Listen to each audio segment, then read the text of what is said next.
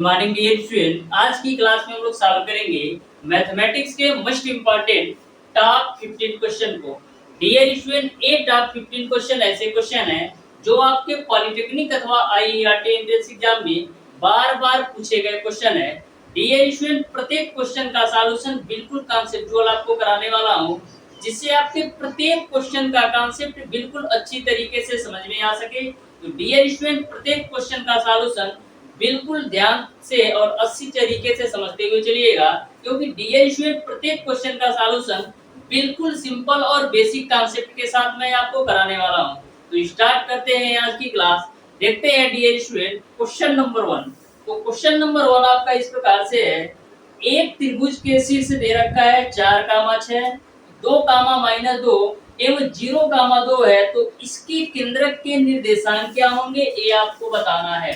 तो बिल्कुल सिंपल सा क्वेश्चन है, आप ध्यान से समझिएगा। क्वेश्चन नंबर 1 को कैसे सॉल्व करना है। तो त्रिभुज के शीर्ष आपको दे रखा है डियर स्टूडेंट 4,6 और दे रखा है 2,-2 और जो तीसरा शीर्ष दे रखा है डियर स्टूडेंट वो आपको दे रखा है 0,2 के रूप में। तो त्रिभुज के केंद्रक के निर्देशांक आपको बताना है। तो सबसे पहले डियर स्टूडेंट त्रिभुज के केंद्रक के निर्देशांक को जो निकालने का फार्मूला है वो आपका होता है x बराबर x1 प्लस का x2 प्लस का x3 डिवाइडेड बाई 3। वहीं पर y बराबर आपका होता है y1 प्लस का y2 प्लस का y3 डिवाइडेड बाई 3 के रूप में। अब डियर स्टूडेंट ए आपकी जो वैल्यू है x1 और y1 की है, और ए वैल्यू आपका x2 और y2 की है, और ए वैल्यू आपका x3 और y3 की वैल्यू है। तो सारी वैल्यू आप फार्मूले में पुट कर दीजिए। तो x बराबर क्या हो जाएगा, x1 की वैल्यू है 4 प्लस का x2 की वैल्यू है 2 प्लस का x3 की वैल्यू आपका है 0 डिवाइडेड बाई आपका हो जाएगा 3। वहीं पर y बराबर y1 की वैल्यू आपका है 6 प्लस का y2 की वैल्यू है -2 प्लस का y3 की वैल्यू आपका है 2 डिवाइडेड बाई आप कर दीजिए 3। अब डियर स्टूडेंट यहाँ से x बराबर क्या आएगा, 4 2 6/3 यानी कि 2 मिल जाएगा। और y बराबर क्या आएगा, -2 + 2 कैंसिल, तो 6/3 यानी कि 2। तो इस तरीके से त्रिभुज के जो केंद्रक के निर्देशांक होंगे वो आपका 2,2 हो जाएगा। यानी कि क्वेश्चन नंबर 1 का डियर स्टूडेंट आपका ऑप्शन नंबर सी सही हो जाएगा। त्रिभुज के केंद्रक के निर्देशांक 2,2 होंगे। तो सिंपल से आप बेसिक से फार्मूला ध्यान में रखिएगा त्रिभुज के केंद्रक को निर्देशांक निकालने का। अब देखिएगा डियर स्टूडेंट क्वेश्चन नंबर 2 जो कि आपका सरल रेखा से है। तो बिल्कुल आसान सा क्वेश्चन है, ध्यान से समझिएगा। क्वेश्चन नंबर 2 को भी बोला है यदि बिंदु 1,0 और x, -1 एवं 4,5 सररेखीय है तो x का मान क्या होगा ये आपको बताना है। तो डियर स्टूडेंट किसी भी त्रिभुज के क्षेत्रफल के सररेखीय होने का एक कंडीशन होता है कि त्रिभुज का क्षेत्रफल आपका 0 के बराबर होता है। तो डियर स्टूडेंट कभी भी आपको 3 बिंदु दे रखा हो और वहां पर आपको त्रिभुज का क्षेत्रफल पूछा जाए तो फार्मूला मैंने आपको बताया था x y माइनस का y प्लस का x y माइनस का y 3 बार लिख लेना है। x y माइनस का y आपको 3 बार लिख लेना है। ये आपका हो गया 123, 231 और 312 आप जमा दो। तो ये आपका त्रिभुज का क्षेत्रफल जो होगा वो आपका 0 के बराबर होगा, तभी यह सररेखी हो सकता है। यानी कि सररेखी होने का एक कंडीशन है कि त्रिभुज का क्षेत्रफल जो है 0 के बराबर होना चाहिए। अब डियर स्टूडेंट सारी वैल्यू रख दो। तो यहाँ पर आपको दे रखा है 1,2 वाला पॉइंट, और दूसरा आपको दे रखा है x माइनस का एक दूसरा बिंदु है, और जो तीसरा बिंदु दे रखा है डियर स्टूडेंट वो आपका दे रखा है 4,5। ये जो है ये आपका x1, y1 की वैल्यू है, ये आपका x2, y2 की वैल्यू है, और ये वैल्यू आपका x3, y3 की वैल्यू है। अब सारी वैल्यू फार्मूले में आप रख दीजिए। तो यहाँ पर x1 का मान है आपका डियर स्टूडेंट 1, y2 की वैल्यू आपका है -1 प्लस माइनस का y3 का जो मान है डियर स्टूडेंट वो आपका कितना है 5, तो मैंने 5 लिख दिया। बीच में प्लस है तो प्लस x2 की वैल्यू आपका है x y3 की वैल्यू कितना है 5 माइनस का y1 का मान कितना है, y1 का मान आपका है 2 तो मैंने 2 रख दिया, प्लस का x3 का मान कितना है 4 तो मैंने 4 रख दिया। उसके बाद से y1 माइनस का y2 तो y1 का मान आपका है 2 और माइनस का y2 का मान माइनस का 1 है, तो फार्मूले से माइनस और a माइनस का 1 ये आपका हो जाएगा प्लस का 1 बराबर 0। अब देखिएगा डियर स्टूडेंट -5 -1 तो माइनस का 6 हो जाएगा, प्लस का 5 में से 2 घटाओगे तो 3 और 3 का गुणा x में करोगे तो 3x मिल जाएगा। उसके बाद से 2 1 3 3 चौक कितना हो जाएगा 12 बराबर आपका हो जाएगा डियर स्टूडेंट 0। अब देखिएगा 3x प्लस 12 में से -6 घटाओगे तो प्लस का 6 बराबर 0। यहाँ से आपका 3x बराबर हो जाएगा माइनस का 6, 3 से कैंसिल आउट कर दो तो x की वैल्यू आपको मिल जाएगी माइनस का 2, यानी कि x बराबर जो आपका वैल्यू है वो आपका माइनस का 2 के बराबर है। इस तरीके से क्वेश्चन नंबर 2 का dear student option number D सही हो जाएगा। इस तरीके से ध्यान में रखिएगा, यदि त्रिभुज के तीनों शीर्ष दे रखे हों और संरेखी का कंडीशन हो तो यही फार्मूला आपको लगाना है। अब देखिएगा डियर स्टूडेंट क्वेश्चन नंबर 3, तो क्वेश्चन नंबर 3 भी आपका बिल्कुल आसान सा क्वेश्चन है जो कि समुच्चय सिद्धांत से पूछा गया क्वेश्चन है। समुच्चय सिद्धांत से आपके एग्जाम में 2 से 3 क्वेश्चन 100% पूछा जाएगा, तो समुच्चय सिद्धांत के प्रत्येक क्वेश्चन को बिल्कुल शानदार तरीके से जरूर समझिएगा।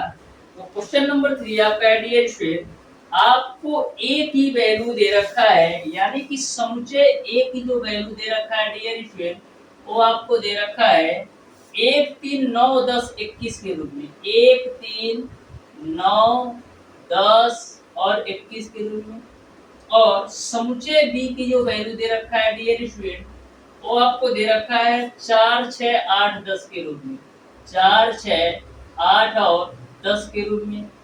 उसके बाद से समुच्चय c की जो वैल्यू दे रखा है डियर स्टूडेंट वो आपको दे रखा है 1 2 3 4 5 6 7 8 9 10 के रूप में। तो इस तरीके से आपको समुच्चय a समुच्चय b और समुच्चय c की वैल्यू दे रखा है। आपको डियर स्टूडेंट ज्ञात करना है a intersection b intersection c का मान, यानी a intersection b intersection c की वैल्यू क्या आएगी ये आपको बताना है। तो इंटरसेक्शन का मतलब ये होता है डियर स्टूडेंट जो दोनों समुच्चय में कॉमन हो। जैसे बात करें हम b इंटरसेक्शन c का मान क्या होगा, तो b इंटरसेक्शन c का मतलब है कि समुच्चय b और समुच्चय c दोनों में जो कॉमन होगा वही आपको लेना है। तो आप देखिए b इंटरसेक्शन c यानी कि समुच्चय b और समुच्चय c में दोनों में कॉमन क्या है, तो दोनों में कॉमन आपका डियर स्टूडेंट एक आपका 4 है, दूसरा आपका 6 है, तीसरा आपका 8 है और चौथा आपका 10 है। इस तरीके से b इंटरसेक्शन c की जो वैल्यू हो जाएगी वो आपका 4 6 8 10 के रूप में हो जाएगी। आपको निकालना है dear student a intersection b intersection c के रूप में, यानी कि समुच्चय a का b इंटरसेक्शन c के साथ इंटरसेक्शन निकालना है। तो समुच्चय a का मान आपका है 1 3 9 10, इसका आपको इंटरसेक्शन लेना है किससे, b इंटरसेक्शन c से, यानी कि 4 6 8 और 10 से। तो इसको हम सॉल्व कर लेते हैं। तो यहाँ से डियर स्टूडेंट देखिएगा ध्यान से, अब इन दोनों समुच्चय में जो कॉमन होगा वही आपका a intersection b intersection c का मान होगा। तो दोनों में कॉमन क्या है, दोनों में कॉमन केवल और केवल 10 है। इस तरीके से dear student a intersection b intersection c का जो मान होगा वो आपका 10 के बराबर होगा, यानी कि क्वेश्चन नंबर 3 का डियर स्टूडेंट आपका क्वेश्चन नंबर 3 का ऑप्शन नंबर बी सही हो जाएगा। तो बिल्कुल आसान से क्वेश्चन पूछे जाते हैं, बस आपको कॉन्सेप्ट के साथ उस क्वेश्चन को सॉल्व करना होता है।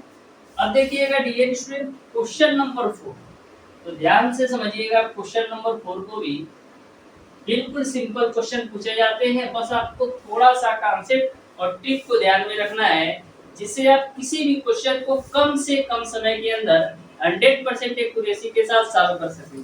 देखिएगा डियर स्टूडेंट क्वेश्चन नंबर 4 को। तो क्वेश्चन नंबर 4 आपको इस प्रकार से दे रखा है, जो कि आपका लघुगणक का है। दे रखा है log BC divided by a square, log BC divided by a square, base में आपको दे रखा है 10, प्लस का आपको दे रखा है log AC upon B square, AC upon B square, base में दे रखा है 10, प्लस का दे रखा है log AB अपॉन सी स्क्वायर, log AB अपॉन सी स्क्वायर, अब बेस में आपको दे रखा है 10। तो इसका मान क्या होगा ये आपको बताना है। तो डियर स्टूडेंट, ये जो आपका क्वेश्चन है log A plus log B plus log C के फार्मूले पर लगेगा। तो मैंने आपको बताया था यदि लघुगणक के नियम से जो log A plus log B plus log C की वैल्यू होती है वो log A into B into C के बराबर होती है, यानी कि प्लस के रूप में हो तो उसको हम आपस में मल्टीप्लाई के रूप में लिख सकते हैं। यह आपका लघुगणक का नियम है। अब डियर स्टूडेंट, इसको आप ध्यान से समझिएगा। तो यहाँ पर क्या हो जाएगा, सारी वैल्यू प्लस के रूप में है तो इसको हम मल्टीप्लाई के रूप में लिख सकते हैं। तो ये आपका हो जाएगा BC अपॉन A स्क्वायर गुणे AC अपॉन B स्क्वायर गुणे AB अपॉन का C स्क्वायर, और आपका बेस में डियर स्टूडेंट 10 है। यहीं पर डियर स्टूडेंट यदि बीच बीच में प्लस ना होकर के माइनस माइनस होता, यानी जहां जहां क्वेश्चन में प्लस है वहां वहां माइनस होता तो ये आपका भाग के रूप में आता, लेकिन बीच बीच में प्लस है तो मल्टीप्लाई के रूप में सारी वैल्यू हो जाएगी। अब देखिएगा ए स्क्वायर तो ए कैंसिल, सी स्क्वायर तो सी कैंसिल, बी स्क्वायर तो बी और बी कैंसिल, तो फाइनली आपको मिल जाएगा डियर स्टूडेंट log 1 बेस 10। तो log 1 की जो वैल्यू होती है वो आपका 0 होता है। इस तरीके से डियर स्टूडेंट क्वेश्चन नंबर 4 का आपका ऑप्शन नंबर डी सही हो जाएगा। तो देख सकते हैं कितना सिंपल सा क्वेश्चन है, बस आपको लघुगणक का नियम लगाना है। अब देखिएगा डियर स्टूडेंट क्वेश्चन नंबर 5। तो क्वेश्चन नंबर 5 को भी आप ध्यान से समझिएगा, बिल्कुल आसान सा ये भी क्वेश्चन है। तो क्वेश्चन नंबर 5 है आपका, किन्हीं 7 क्रमिक सम संख्याओं का औसत 62 है तो पहली और छठी संख्या के योगफल के दोगुने का चौथाई भाग क्या है ये आपको बताना है। तो सबसे पहले डियर स्टूडेंट मैं 7 सम संख्याएं मान लेता हूँ। पहला मैं मान लेता हूँ x है, दूसरा मैं मान लेता हूँ x प्लस 2 है, तीसरा मैं मान लेता हूँ x प्लस 4 है, चौथा आपका x प्लस 6 है, पांचवा आपका x प्लस 8 है, और छठा आपका x प्लस 10 है, और जो सातवां है वो आपका x प्लस का 12 है। तो इस तरीके से मैंने 7 सम संख्याएं ले लिया। इनका जो औसत दे रखा है डियर स्टूडेंट वो आपको 60 दे रखा है। तो आपको पहली और छठी संख्या के दोगुने का एक चौथाई भाग निकालना है। तो सबसे पहले हम यह देख लेते हैं कि पहली और छठी संख्या कितनी है। तो यहाँ पर डियर स्टूडेंट औसत क्या होता है, औसत बराबर होता है संख्याओं का योग बट्टे संख्याओं की संख्या। तो औसत आपको दे रखा है डियर स्टूडेंट क्वेश्चन में, आपका औसत दे रखा है 62। तो औसत बराबर संख्याओं का योग बटे संख्याओं की संख्या। तो इन सातों संख्याओं का योग कर लो तो 1 2 3 4 5 6 7 x यहाँ से हो जाएगा।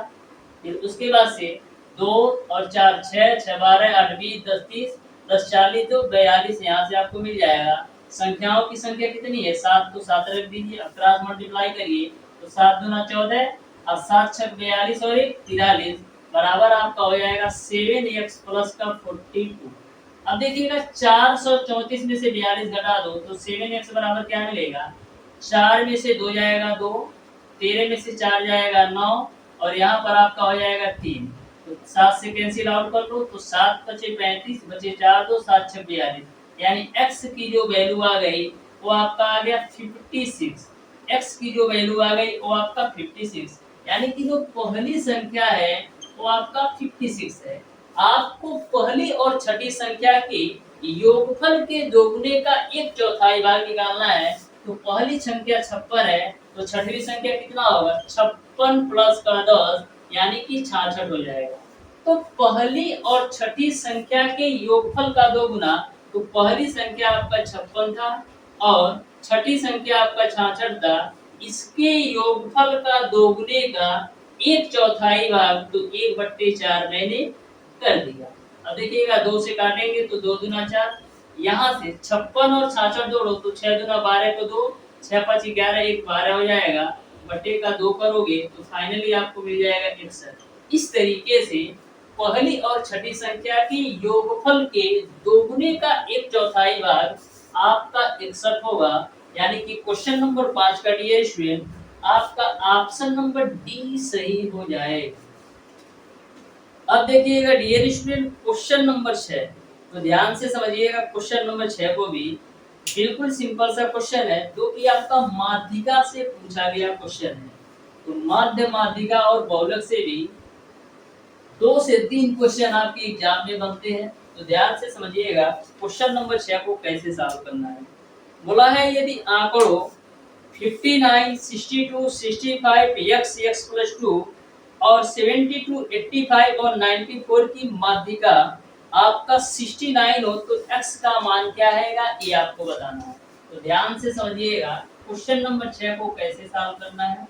आपको जो संख्याएं दे रखा है वो आपको दे रखा है 59 और दे रखा है 62, उसके बाद से दे रखा है 65, उसके बाद से दे रखा है डियर स्टूडेंट x और दे रखा है आपको x प्लस का 2, फिर आपको दे रखा है 72, 85 और दे रखा है आपको 94। इसकी माध्यिका आपको दे रखा है 69, तो x का मान बताना है। तो माध्यिका कैसे निकालते हैं, तो सबसे पहले इन सारी संख्याओं की नंबर देख लेते हैं कि कितनी संख्याएं हैं। तो 1 2 3 4 5 6 7 8।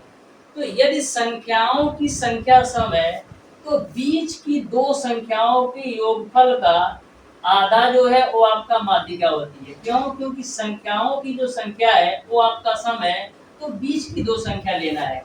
यहीं पर डियर स्टूडेंट यदि आपकी संख्याओं की संख्या विषम होती, यानी कि 8 संख्या ना होकर के केवल और केवल 7 संख्या होती, तो बीच वाली संख्या कौन सी आती? तो बीच वाली संख्या आपका केवल और केवल चौथी संख्या आपकी माध्यिका हो जाती।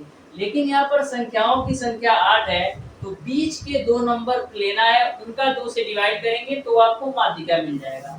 तो माध्यिका तो दे रखा है आपका 69, बीच के दो नंबर के योगफल का आधा कर दो तो x प्लस का x प्लस 2 डिवाइडेड बाई आपका 2 हो जाएगा। तो यहाँ से 2 से मल्टीप्लाई कराओ, 2 9 18, 2 छक्का 12, 1 13 बराबर आपका हो जाएगा 2x प्लस का 2, तो 2x बराबर आपको मिल जाएगा 136। 2 से कैंसिल आउट कर लो तो 2 छक्का 12, फिर 2 8 16, यानी x की जो वैल्यू आएगी वो आपका 68 हो जाएगा। इस तरीके से डियर स्टूडेंट क्वेश्चन नंबर 6 का डियर स्टूडेंट आपका ऑप्शन नंबर ए सही हो जाएगा 68। अब देखिएगा डियर स्टूडेंट क्वेश्चन नंबर 7, तो क्वेश्चन नंबर 7 को भी आप ध्यान से समझिएगा। बिल्कुल आसान सा ये भी क्वेश्चन है, क्वेश्चन नंबर 7 भी। तो ध्यान से समझिएगा क्वेश्चन नंबर 7 को कैसे सॉल्व करना है। तो क्वेश्चन नंबर 7 आपका जो है ये आपका आयु से क्वेश्चन पूछा गया है। बोला है 5 वर्ष पूर्व राम की आयु श्याम की आयु की 3 गुनी थी तथा 10 वर्ष बाद राम की आयु श्याम की आयु की 2 गुनी होगी, तब राम एवं श्याम की वर्तमान आयु क्या है ये आपको बताना है। तो बिल्कुल आसान सा क्वेश्चन है, ध्यान से समझिएगा क्वेश्चन नंबर 7 को। बोला है 5 वर्ष पूर्व राम की आयु श्याम की आयु की 3 गुनी थी। तो 5 वर्ष पूर्व यानी कि उनके वर्तमान उम्र से 5 वर्ष आपको घटाना पड़ेगा। तो 5 वर्ष पूर्व राम की आयु यानी कि r माइनस का 5 और 5 वर्ष पूर्व श्याम की आयु कितनी होगी? तो s माइनस का 5 हो जाएगा। तो 5 वर्ष पूर्व जो राम की आयु है श्याम की आयु का 3 गुना है। यहाँ तक आपको क्लियर है। अब देखिएगा r माइनस का 5 बराबर क्या होगा? 3 से मल्टीप्लाई कर लो तो 3s माइनस का 15 हो जाएगा। तो यहाँ से आपका r माइनस का 3s बराबर आपका हो जाएगा -15 राइट साइड में है, जब ये -5 जाएगा तो प्लस हो जाएगा, यानी कि माइनस का 10 मिल जाएगा। इसको आप मान लो समीकरण के। फिर आगे क्वेश्चन में बोला गया है कि 10 वर्ष बाद राम की आयु श्याम की आयु की दोगुनी होगी। 10 वर्ष बाद यानी कि r प्लस का 10 और s प्लस का 10, क्योंकि 10 वर्ष बाद की बात की गई है तो राम में भी 10 वर्ष जुड़ेगा और श्याम में भी। तो 10 वर्ष बाद जो राम की आयु है श्याम की आयु की दोगुनी है। इसको आप हल कर लो तो यहाँ से मिलेगा r प्लस का 10 बराबर 2s प्लस का 20 के रूप में। तो यहाँ से r माइनस का 2s बराबर आपको मिल जाएगा 10। इसको आप मान लो समीकरण नंबर 2। अब समीकरण 1 और 2 को सॉल्व करके आप राम या श्याम की वर्तमान आयु निकाल सकते हैं। तो डियर स्टूडेंट, समीकरण 1 और 2 को हल करते हैं तो करते क्या है, समीकरण 1 माइनस का 2 से, यानी कि समीकरण 1 में से 2 को घटाते हैं। एक आपका है r माइनस का 3s बराबर माइनस का 10 और 2 आपका है r माइनस का 2s बराबर 10। घटा दीजिए तो ये कैंसिल आउट हो जाएगा, यहाँ पर घटाएंगे तो ये पॉजिटिव हो जाएगा। तो 3s में से माइनस का 3s में से 2s घटाओगे तो माइनस का s मिलेगा, यहाँ पर ये माइनस होगा तो माइनस का 20 मिल जाएगा। तो माइनस से माइनस कैंसिल आउट होगा। तो इस तरीके से जो s की वैल्यू आएगी वो आपका 20 साल आ जाएगा, यानी कि जो श्याम की आयु है वो आपका 20 वर्ष हो गया। अब यस का मान समीकरण 1 या 2 में रख करके आप आर की वैल्यू निकाल सकते हैं। तो यस का मान समीकरण 1 में रख दो तो आर माइनस का 3 गुणे यस का मान 20 बराबर है माइनस का 10।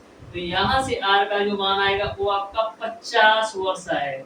तो इस तरीके से जो राम की आयु है वो आपका 50 वर्ष और जो श्याम की आयु है वो आपका 20 वर्ष हो जाएगा। यानी कि क्वेश्चन नंबर 7 का डियर स्टूडेंट आपका ऑप्शन नंबर ए सही हो जाएगा। राम की वर्तमान आयु 50 वर्ष और श्याम की वर्तमान आयु आपका 20 वर्ष हो जाएगा। अब देखिएगा डियर स्टूडेंट क्वेश्चन नंबर 8। तो क्वेश्चन नंबर 8 को भी आप बिल्कुल शानदार तरीके से समझिएगा। जितने भी क्वेश्चन मैं आपको सॉल्व करवा रहा हूँ, टोटल क्वेश्चन डियर स्टूडेंट आपके पॉलिटेक्निक अथवा आईआईटी एंट्रेंस एग्जाम में मैक्सिमम 5 से अधिक बार पूछे गए क्वेश्चन है। तो किसी भी क्वेश्चन को आपको मिस नहीं करना है, प्रत्येक क्वेश्चन के सॉल्यूशन को बिल्कुल ध्यान से अच्छी तरीके से समझते हुए चलना है। तो क्वेश्चन नंबर 8 है डियर स्टूडेंट आपका दे रखा है त्रिकोणमिति का क्वेश्चन, जो कि आपको इस प्रकार से दे रखा है साइन 75 डिग्री माइनस का साइन 15 डिग्री डिवाइडेड बाय आपको दे रखा है कास 75 डिग्री प्लस का कास 15 डिग्री। इसका मान क्या होगा ये आपको बताना है। तो ध्यान से समझिएगा कैसे सॉल्व करेंगे। ऊपर आप ध्यान से देखिएगा तो sine C minus sine D के रूप में, ऊपर वाली value sine C minus sine D के रूप में है और नीचे वाली value cos C plus cos D के रूप में है। तो डियर स्टूडेंट जो आपका sine C minus sine D का फार्मूला क्या होता है, sine C minus sine D का फार्मूला होता है 2 cos C plus D by 2 into का sign C minus D by 2। ये आपका sine C minus sine D का फार्मूला होता है। वहीं पर कास सी प्लस कास डी का जो फार्मूला होता है वो आपका होता है 2 cos C plus D by 2 into का आपका होता है कास सी माइनस का डी बाई 2। तो यही दोनों फार्मूला यूज करके इस क्वेश्चन को हम सिंपल तरीके से सॉल्व कर सकते हैं। तो देखिएगा sign C minus sine D का फार्मूला ऊपर लगाएंगे तो आपका हो जाएगा 2 कास 75 प्लस का 15 डिग्री डिवाइडेड बाय 2 इंटू का साइन 75 माइनस का 15 डिग्री डिवाइडेड बाय 2 बटे का 2 cos C plus cos D का फार्मूला लगाओ तो 2 कास 75 डिग्री प्लस का 15 डिग्री डिवाइडेड बाय 2 इंटू का कास 75 डिग्री माइनस का 15 डिग्री डिवाइडेड बाय 2। 2 से 2 आप कैंसिल आउट कर दो तो देखिएगा कास 75 और 15 45 डिग्री, 75 और 15 आपका 90 डिग्री और 90 बट्टे 2 आपका हो जाएगा 45 डिग्री इंटू 75 में से 15 घटाओगे 60 और 60 बट्टे 2 कितना हो जाएगा साइन 30 डिग्री बट्टे कास 75 और 15 90 बटे 2 कितना हो जाएगा कास 45 डिग्री की इंटू का कास 75 माइनस 15 60 बटे 2 कितना हो जाएगा कास 30 डिग्री की। यहाँ तक आपको क्लियर है। कास 45 से कास 45 कैंसिल साइन 30 डिग्री का मान आपका होता है 1/2 और cos 30 डिग्री का मान कितना होता है कड़ी में 3/2। तो 2 से 2 आपका कैंसिल आउट, तो फाइनली आपको मिल जाएगा 1/3 कड़ी में 3। इस तरीके से क्वेश्चन नंबर 8 का डियर स्टूडेंट 1/कड़ी में 3 सही आंसर होगा, यानी कि क्वेश्चन नंबर 8 का ऑप्शन नंबर सी सही होगा। अब देखिएगा dear student question number 9। Question number 9 आपका मेंसुरेशन का क्वेश्चन है और ऐसा क्वेश्चन ऑलरेडी मैंने सॉल्व करवा रखा है, तो ध्यान से समझिएगा डियर स्टूडेंट क्वेश्चन नंबर 9 को कैसे सॉल्व करना है, जो कि बिल्कुल सिंपल और आसान सा क्वेश्चन है।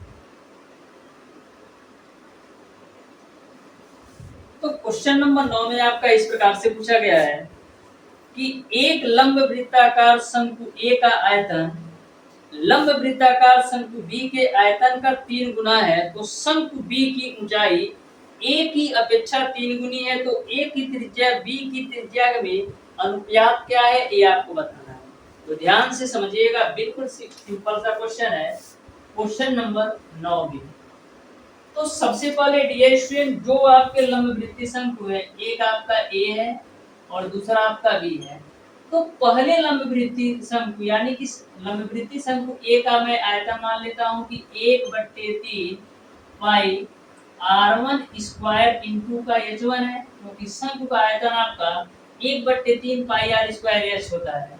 तो पहले शंकु के लिए यानी शंकु ए के लिए मैंने आयतन मान लिया 1/3 पाई r1 स्क्वायर इंटू h1, और शंकु बी के लिए मैं आयतन मान लेता हूँ 1/3 पाई r2 स्क्वायर इंटू का h2 के रूप में।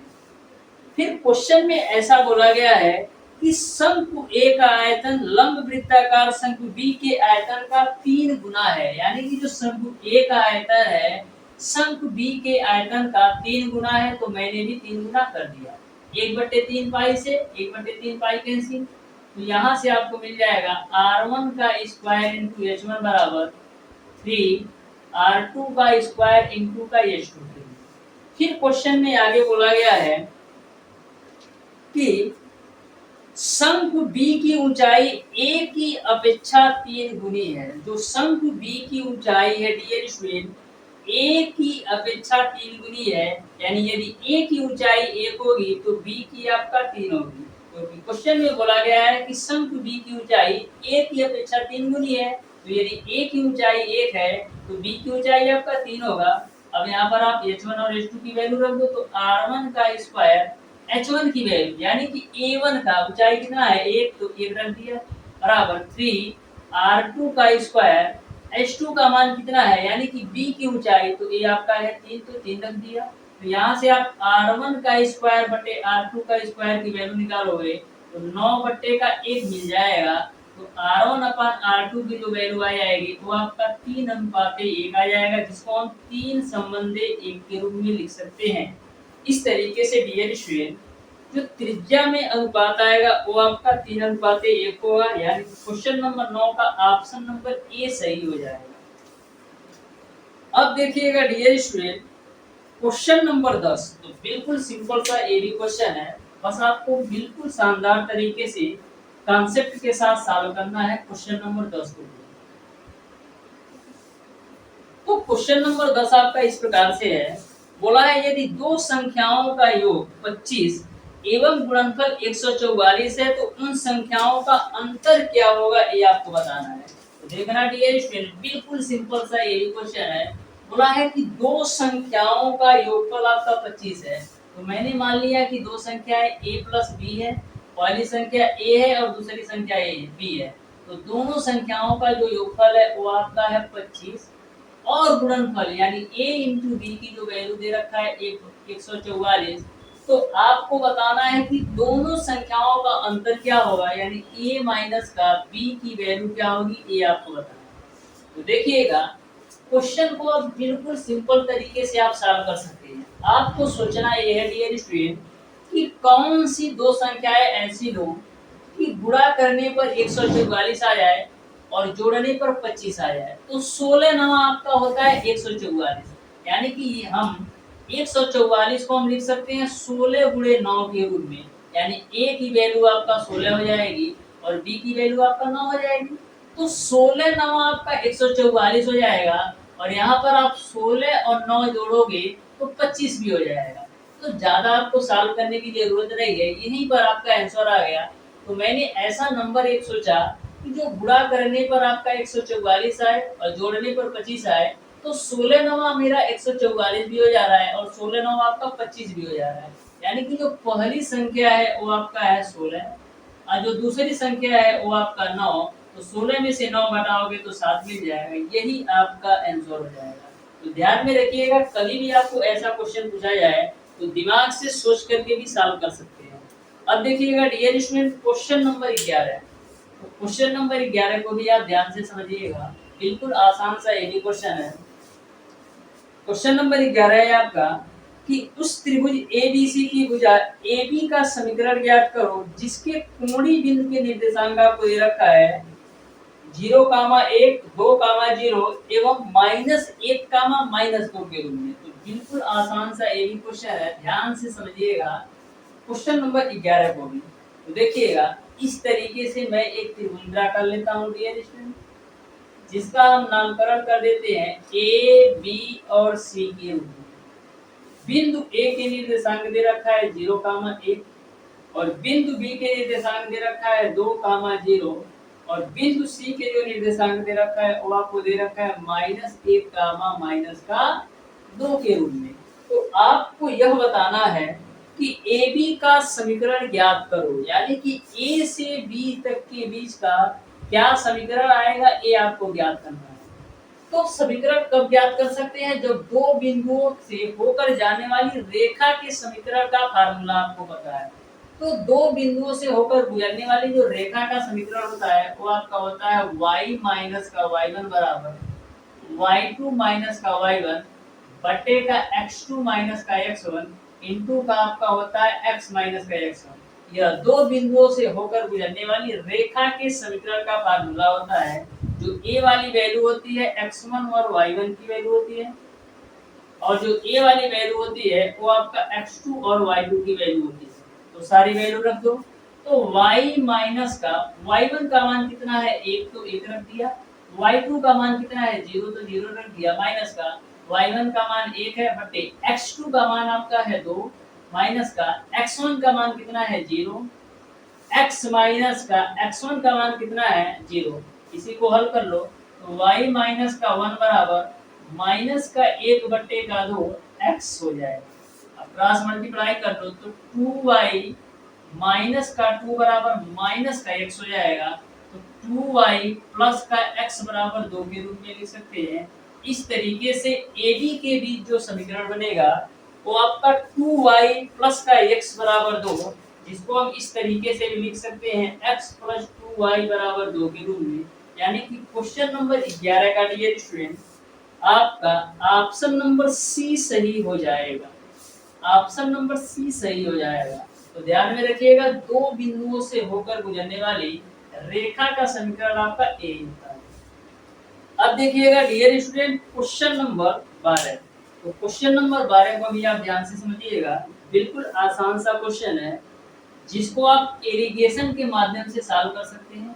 तो ध्यान से समझिएगा क्वेश्चन नंबर 12 को भी। क्वेश्चन नंबर 12 आपका इस प्रकार से है, बोला है कि रुपया 150 प्रति किग्रा और रुपया 200 प्रति किग्रा वाली चाय को किस अनुपात में मिलाया जाए कि मिश्रण का मूल्य रुपया 165 प्रति किग्रा हो जाए। तो बिल्कुल आसान सा क्वेश्चन है, इरिगेशन के माध्यम से मैक्सिमम आप 5 सेकंड के अंदर सॉल्व कर सकते हैं। तो ध्यान से समझिएगा, पहली जो चाय है डियर स्टूडेंट वो आपको दे रखा है 150 किग्रा वाली, और जो दूसरी चाय है वो आपका 200 रुपया प्रति किलो वाली चाय है।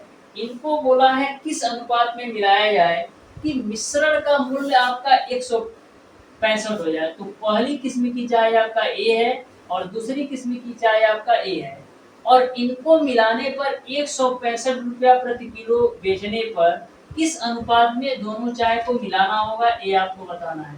तो ध्यान से समझिएगा, इस तरीके से आपको लिख देना है। अब डियर स्टूडेंट इसको आप एलिगेशन के माध्यम से सॉल्व कर सकते हैं। तो 200 में से 165 घटाओगे तो 35 मिलेगा, और 165 में से आप 50 घटाओगे तो कितना मिलेगा, 165 में से 150 घटाओगे तो 15 मिल जाएगा। अब देखिएगा 5 से काट दो तो 5 सते 35, अब 5 तिया 15, तो अनुपात क्या आ गया, 7:3, यानी कि दोनों चायों को 7:3 के अनुपात में मिलाना पड़ेगा। इस तरीके से क्वेश्चन नंबर 12 का लिए ऑप्शन नंबर ए सही हो जाएगा। ध्यान में रखिएगा, जो आपकी ये बीच वाली वैल्यू होती है, 1 से कम होती है और 1 से ज्यादा, तभी आपका एलिगेशन लग सकता है। जैसे 165 है, 150 से ज्यादा है और 200 से कम है, यानी एक संख्या से कम होगी और एक संख्या से ज्यादा होगी, तभी आप एलिगेशन लगा सकते हैं। अब देखिएगा डियर स्टूडेंट, क्वेश्चन नंबर 13। तो क्वेश्चन नंबर 13 आपका टाइम एंड वर्क का है। ध्यान से समझिएगा क्वेश्चन नंबर 13 को भी। क्वेश्चन नंबर 14 और क्वेश्चन नंबर 15 को आप लोग सॉल्व कीजिएगा और बताइएगा इन क्वेश्चन का कौन सा ऑप्शन सही होगा। तो डियर स्टूडेंट ध्यान से समझिएगा, लास्ट क्वेश्चन क्वेश्चन नंबर 13 को बोला है ए किसी कार्य को 15 दिनों में समाप्त कर सकता है तथा बी उसी कार्य को 45 दिनों में समाप्त कर सकता है, तो ए तथा बी मिलकर उस कार्य को कितने दिन में समाप्त करेंगे, ये आपको बताना है। तो ध्यान से समझिएगा क्वेश्चन नंबर 13 को। ए जो है किसी कार्य को 15 दिन में समाप्त कर सकता है, तो ए को मैंने 15 दिन दे दिया, और दोनों मिल ए जो है किसी कार्य को 15 दिन में समाप्त कर सकता है और बी जो है उसी कार्य को डियर स्टूडेंट 45 दिन में समाप्त करता है। तो आपको यह बताना है दोनों मिलकर उस कार्य को कितने दिनों में करेंगे। तो सबसे पहले हम एलसीएम निकाल लेते हैं। तो 15 और 45 का आपका एलसीएम आ जाएगा 45। 15 से काटेंगे 45 को तो 3 बार में जाएगा। अब 45 से 45 को काटोगे तो 1 आएगा, यानी कि जो टोटल वर्क है वो आपका है 45। ए के कार्य करने की क्षमता 3 है और बी के कार्य करने की क्षमता आपका 1 है। तो टोटल इस 45 काम को ए और बी मिलकर करते हैं। तो ए और बी मिलकर के कितना काम करेंगे, 3 और 1 4 की दर से, यानी कि 45 काम को 4 की दर से करेंगे। तो इसका जो सही आंसर होगा वो आपका 45/4 दिन में इस काम को कर जाएंगे, यदि ए और बी दोनों मिलकर इस कार्य को करेंगे। इस तरीके से डियर स्टूडेंट क्वेश्चन नंबर 13 का ऑप्शन नंबर ए सही हो जाएगा। तो क्वेश्चन नंबर 14 और क्वेश्चन नंबर 15 को आप सॉल्व कीजिएगा और बताइएगा डियर स्टूडेंट इन क्वेश्चन का कौन से ऑप्शन सही होंगे। तो प्यारे दोस्तों, आज की क्लास को यहीं तक रखते हैं, मिलते हैं नेक्स्ट क्लास में, तब तक के लिए धन्यवाद।